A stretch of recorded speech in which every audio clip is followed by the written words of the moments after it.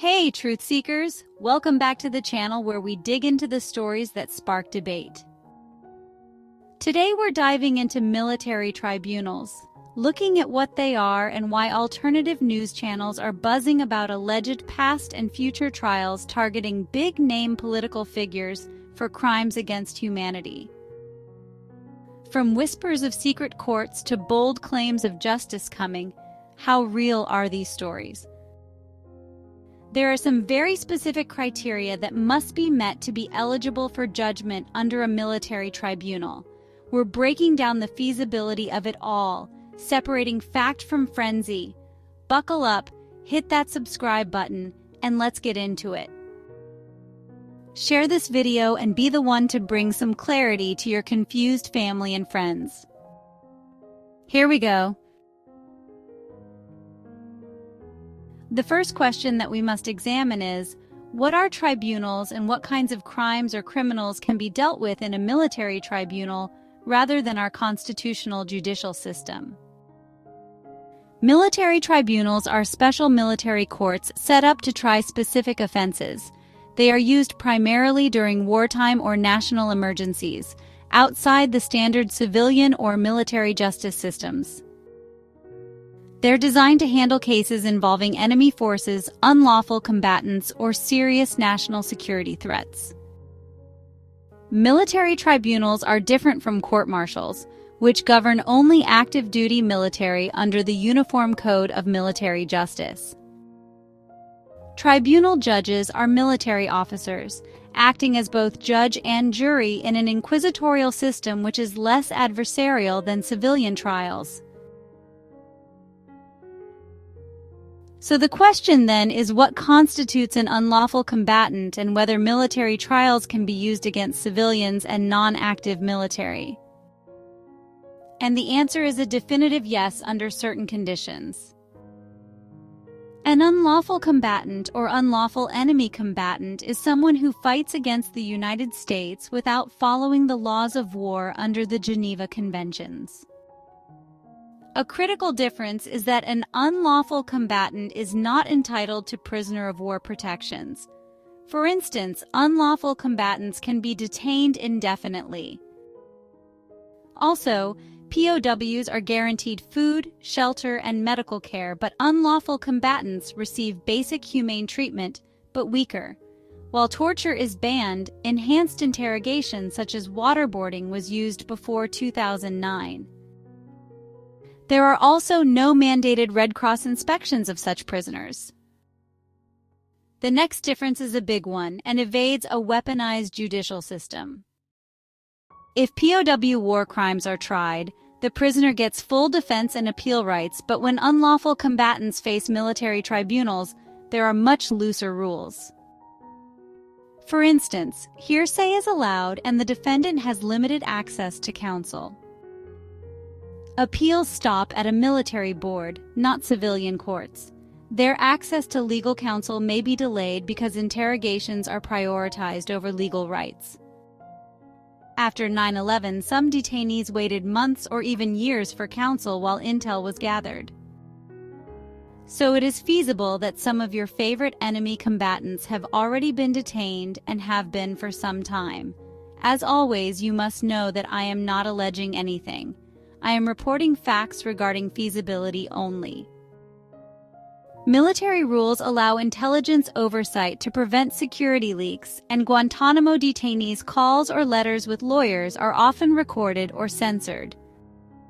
Next, unlawful combatants are often given military defense attorneys such as JAG officers with security clearances over private lawyers which can be denied.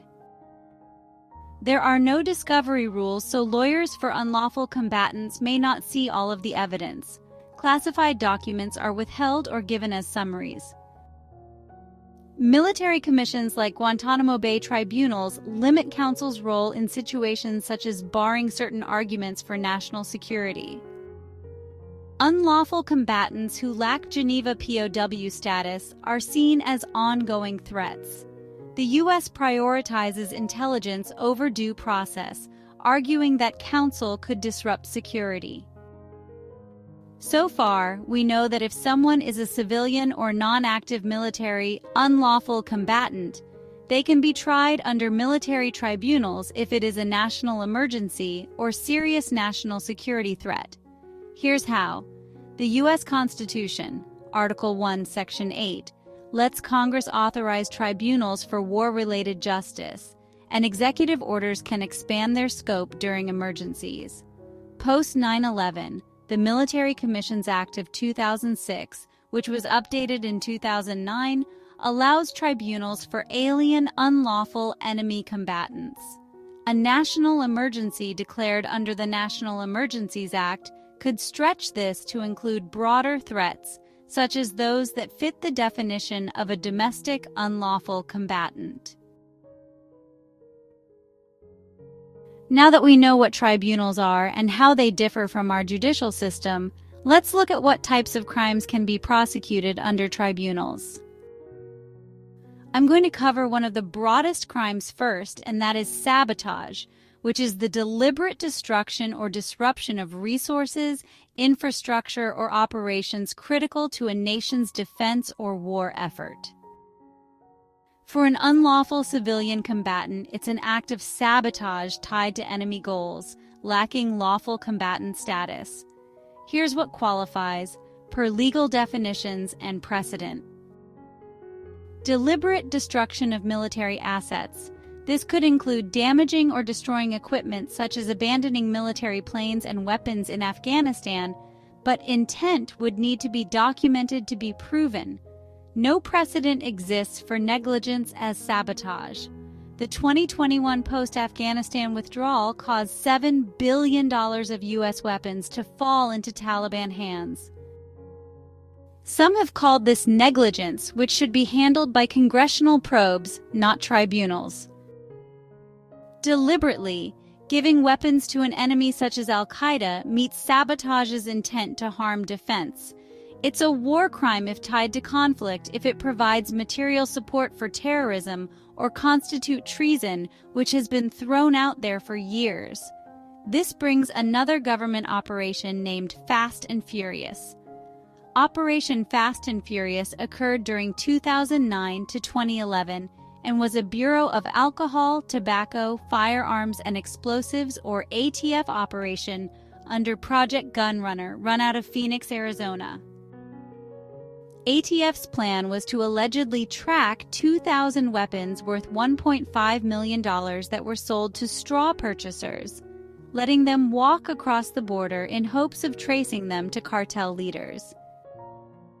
Now I don't know whose brainstorm this was to put that many guns in the hands of cartel members, but it failed, and about 1,700 firearms were supplied by ATF to the cartels, fueling violence. They never were tracked because the batteries died in the GPS systems. I mean, really, does this sound rational to you? The statute covering sabotage is 18 U.S.C. Section 2155. Disruption of critical infrastructure, and includes targeting power grids, communication networks, or transport to weaken defense. Of course, there are additional crimes that could be tried under military tribunals, so let's take a look. War crimes are serious violations of the laws of war, breaching treaties like the Geneva and Hague Conventions.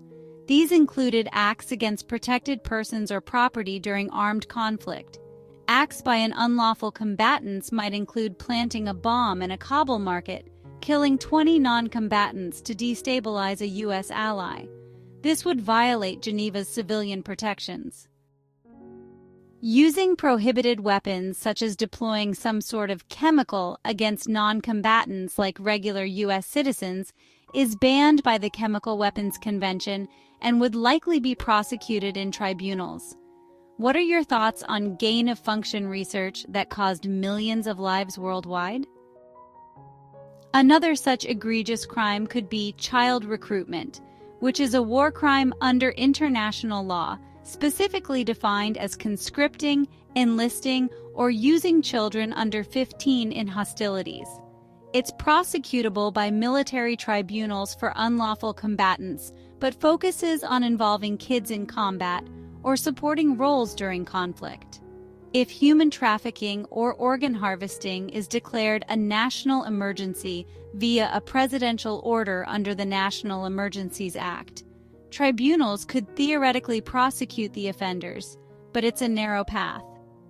Why it fits. Unlawful combatants lack POW immunity, so any hostile act against protected groups or rules is a war crime, and tribunals can pounce. Military tribunals target war crimes, terrorism, espionage, sabotage, and related offenses by unlawful combatants or enemies, typically in wartime or national emergencies. Unlike courts-martial for soldiers or civilian courts, tribunals operate under flexible rules, often bypassing standard protections. Statutes of limitations vary, but many such crimes have no statute of limitations due to their severity. Let's take a look. Sabotage is intentionally damaging or disrupting defense resources to harm national security or aid enemies. In tribunals, it's a war crime if done by unlawful combatants. Under civilian law, 18 U.S.C. Section 2153 on wartime sabotage and Section 2155 on national defense sabotage, the statute of limitations is 5 years from the act. There is an exception, however, and that is if sabotage causes death. It then is a capital offense with no statute of limitations. So war crimes that result in murder of non-combatant civilians or torture have no limit per the War Crimes Act. Terrorism or supporting it also has no limit. Under 18 U.S.C. Section 2332b, Acts of Terrorism, and Section 2339b, Supporting Terrorists, terrorism causing death or high-risk acts has no statute of limitations if lives are lost under 18 U.S.C. Section 3281. Normally, non-lethal support has an 8-year statute of limitation under 18 U.S.C. Section 3286, which is extended for terrorism. Tribunals, however, will likely stretch this. For instance, Guantanamo Bay's 9/11 dating back to 2001 show no cutoff. Espionage with intent to harm the U.S. carries no statute of limitations if it risks national security or aids enemies. Tribunals treat it as ongoing. Crimes against peace, such as planning aggressive war, has no limit. This is rare, but Nuremberg charged it with no expiration under customary international law. Tribunals could apply to civilians plotting coups with enemies. Why no limits for most? Tribunal crimes such as sabotage, terrorism, and war crimes threaten entire nations. International law skips limitations to ensure justice. Civilians acting as combatants lose civilian statute protections because tribunals prioritize security. Also, national emergencies such as martial law can suspend civilian limits if courts close.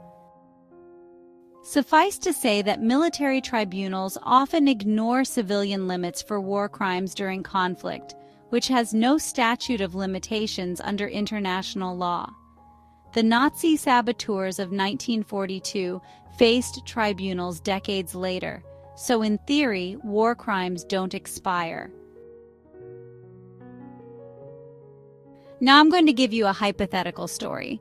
Look at it like an epic movie with all your favorite stars. The name of this movie is The Cabal's Collapse, A Tale of Tribunals. The date is April 16, 2025. The world teeters on a knife's edge, its pulse erratic under a sky heavy with dread. Nations once bound by trade and treaties now fracture. Supply chains choke, currencies wobble, and borders bristle with tension. The scars of recent years run deep. A global pandemic that claimed millions, economic shocks that gutted livelihoods, and climate disasters such as floods in Europe, wildfires in Los Angeles that displaced tens of thousands. Wars simmer. from Ukraine's grinding stalemate to flare-ups in the South China Sea. While cyber attacks suffered $10 trillion in losses last year, crippling power grids and banks. Misinformation floods the internet, sowing chaos. Trust is a ghost. The people. They're battered, hardened, yet defiant. They've endured lockdowns that shuttered dreams. Small businesses crumbled with 30% gone by 2023. Inflation soared. U.S. groceries up 25% since 2020, while wages stagnate. Riots flared in capitals from Paris to Washington. Families buried loved ones, some from the virus, others from violence.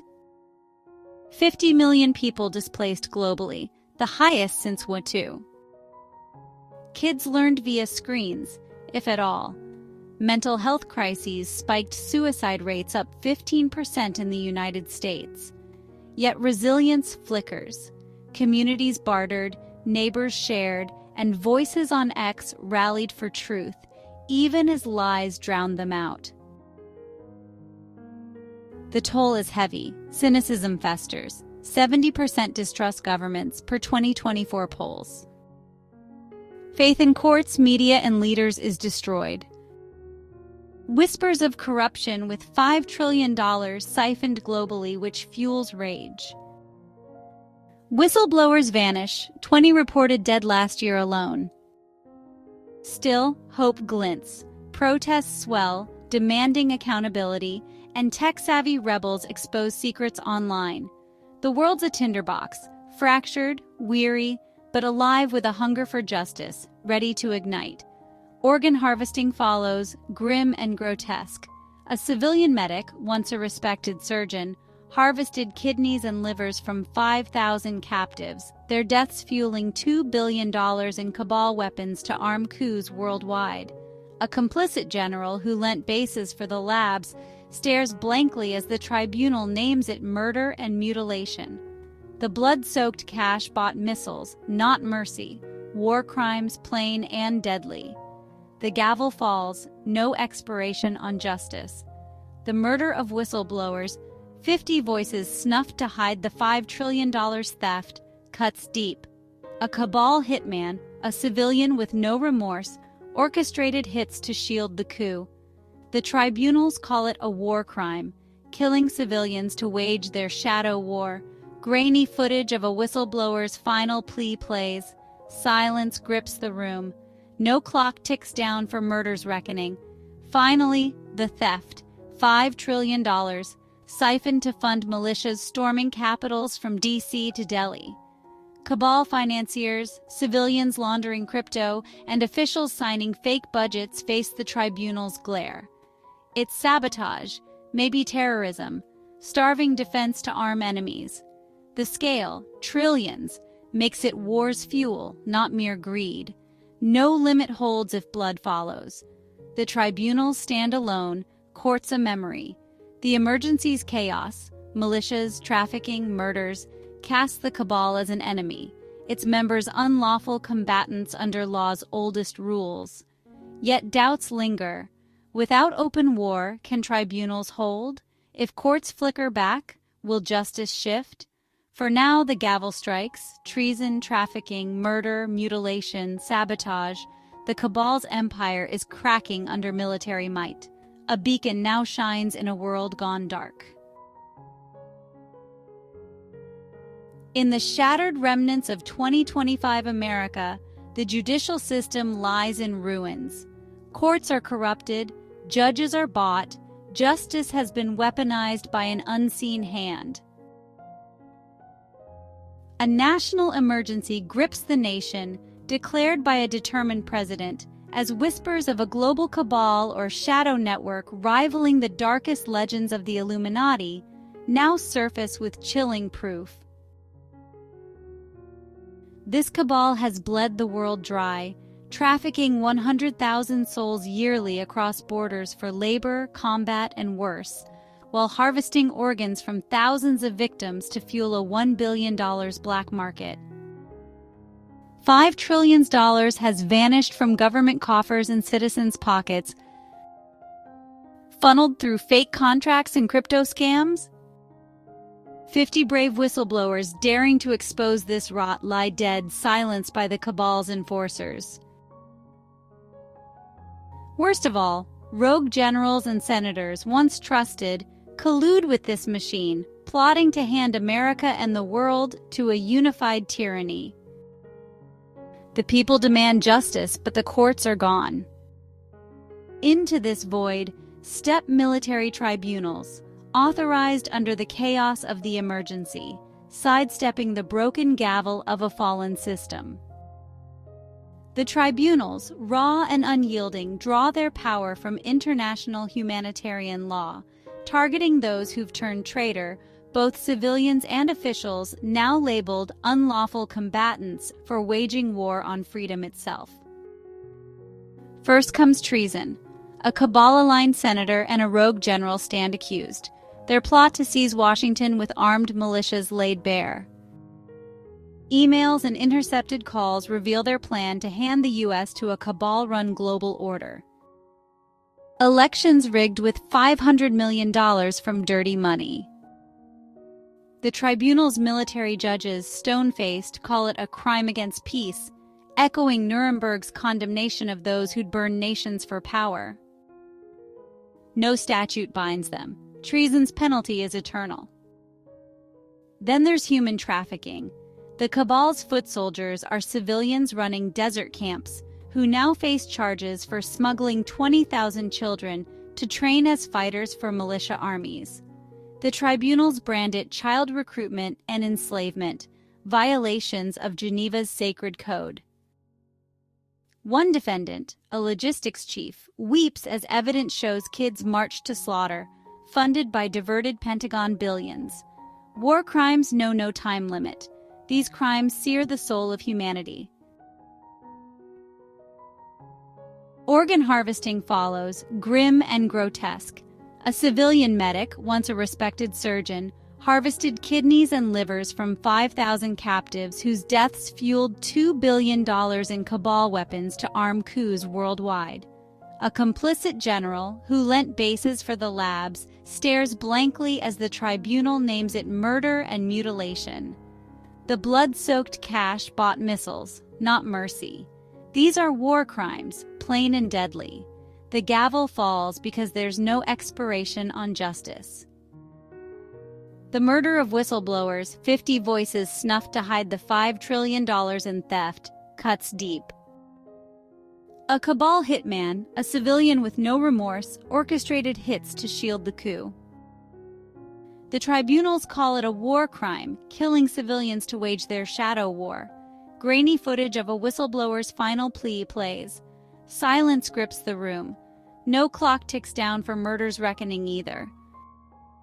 Finally, the $5 trillion theft that was siphoned funded militias storming capitals from D.C. to Delhi.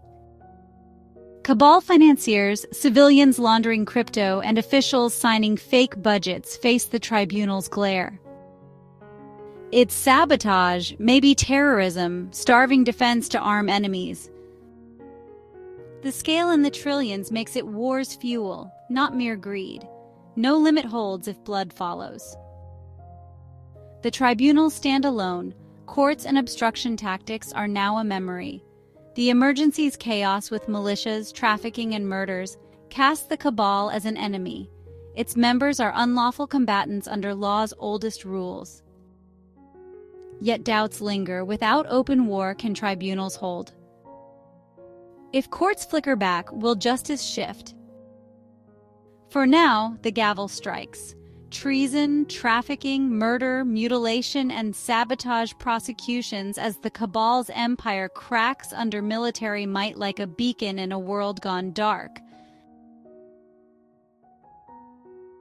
The year is now 2030, and the world has been reborn from its ashes. The dark reign of the shadow cabal empire that trafficked souls, harvested lives, and stole trillions has crumbled.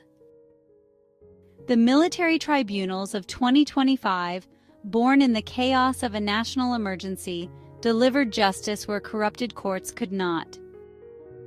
Treasonous officials, once untouchable, faced the gavel alongside civilians who fueled militias with blood money.